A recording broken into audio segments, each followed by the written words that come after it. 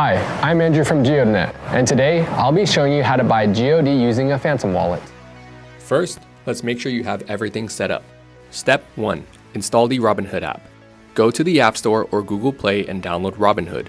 Once it's installed, open the app and either sign up for a new account or log in if you already have one.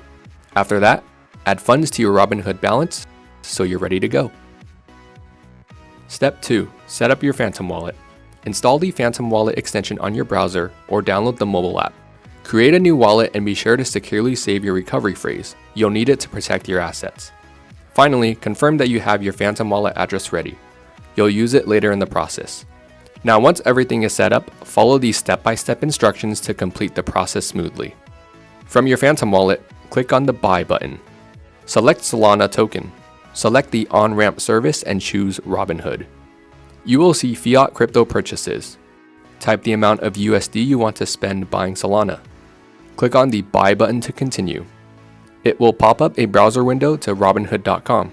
If you have already logged into your Robinhood account, you will see the screen shown below. If not, log into your account first.